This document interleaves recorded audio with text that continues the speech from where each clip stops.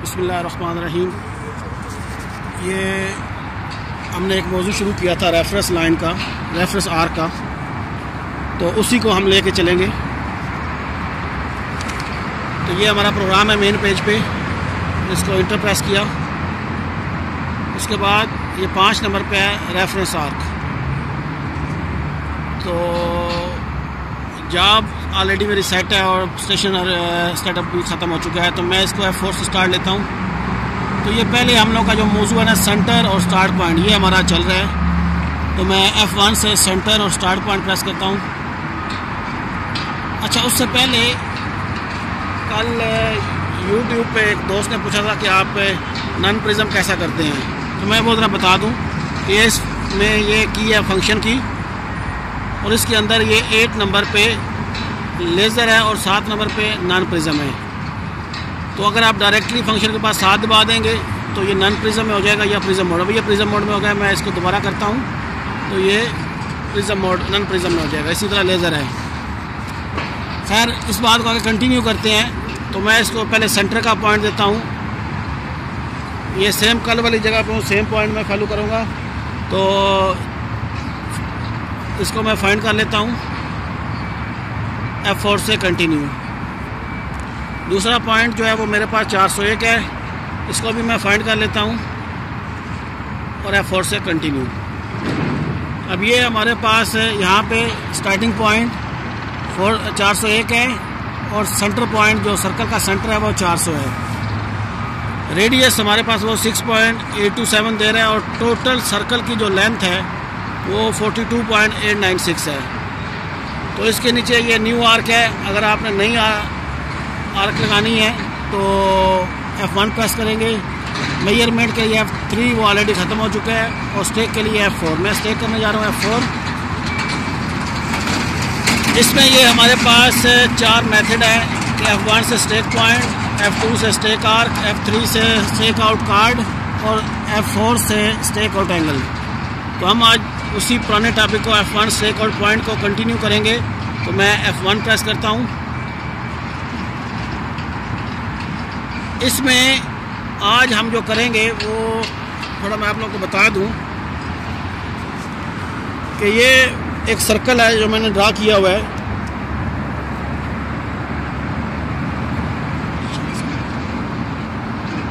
तो इसमें ये 400 पॉइंट है इसका सेंटर का, और ये दूसरे साइड का दिया गया है 401। इसमें रेडियस उसने खुद निकाल दिया था 6.827।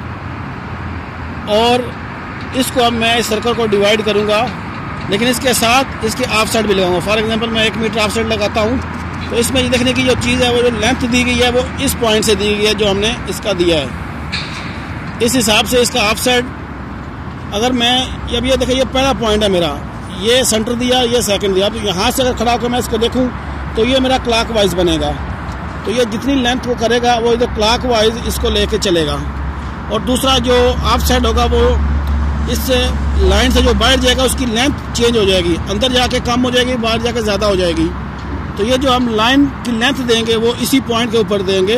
और ऑफ साइड, अब मैं इधर से आ रहा हूँ तो ये मेरा राइट साइड बन जाएगा और ये लेफ़्ट। तो यहाँ पे मैं ऑफ साइड नॉर्मल दूंगा और इस साइड में पॉइंट लगाने के लिए मैं इसका माइनस में ऑफ साइड दूंगा।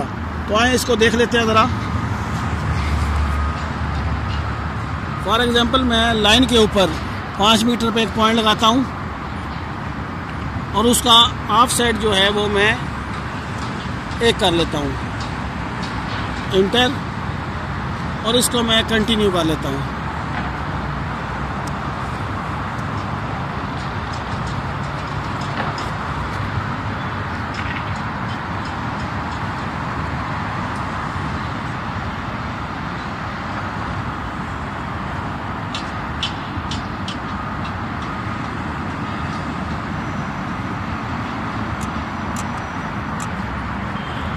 तो ये देख रहे हैं, ये 2 साइड माइनस दे रहा है। और इस तरह अगर मैंने इसी का सेम लाइन पे लगाना है तो मैं इसको यहाँ पे वैल्यू उसकी 0 कर दूंगा। तो ये 5 मीटर पे कर्व लगा देगा मुझे।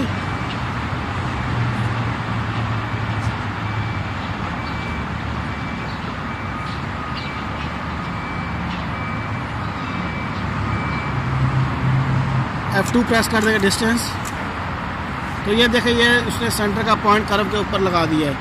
अगर इसी का मैं आउटर पॉइंट लगाना चाहता हूँ जो इधर क्लॉकवाइज जाते हुए मेरी लेफ़्ट साइड बनेगी, तो मैं इस ऑफ साइड को माइनस में दूंगा।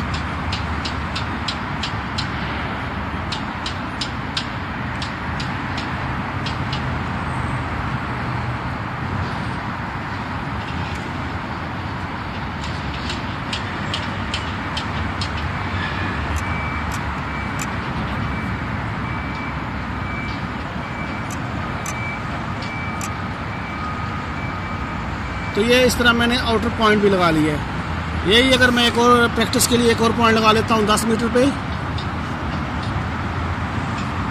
सिंपली मैंने एरो की से इसको नीचे लेके आया, 10 कर दिया। इसका लेंथ लाइन जो है, ये कल भी मैंने बताया था, ये लाइन एक्चुअली सर्कल के ऊपर लाइन है जो उसको हमें दी हुई है। तो इसका ऑफ साइड में माइनस में रहने देता हूँ, तो ये माइनस जो है वो क्लॉकवाइज आते हुए मेरी लेफ़्ट साइड बन जाएगी।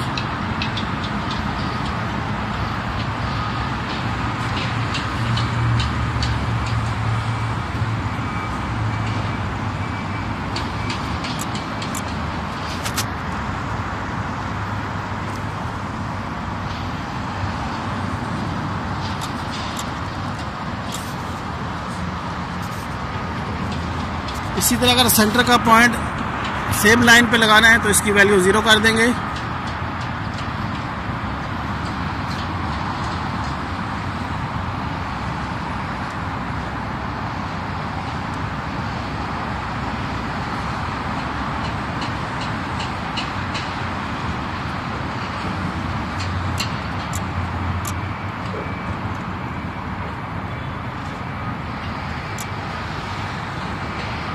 तो ये उसने सेंटर पे वो पॉइंट लगाया है। क्लॉकवाइज घूमते हुए मुझे अगर अपने राइट साइड पे लगाना है तो इसका सिंपली सेम लेंथ में लाइन में 1 मीटर मैं लिख देता हूँ, तो ये इसका दूसरा पॉइंट अंदर वाला लगा लेगा।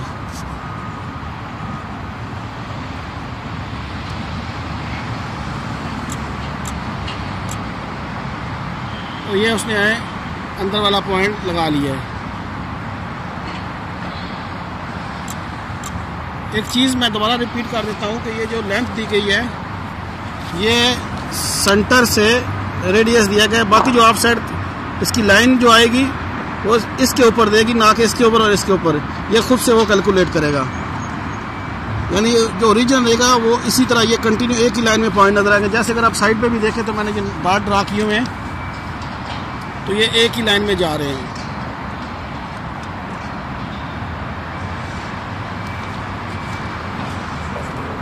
तो ये एक मेथड था कि किस तरह आर्क को लाइन के ऊपर और उसका ऑफ साइड कैसे लगाते हैं, यानी रेडियस, सेंटर और स्टार पॉइंट के हिसाब से मैंने ये रेफरेंस लाइन और ऑफ साइड के साथ लगा दी है।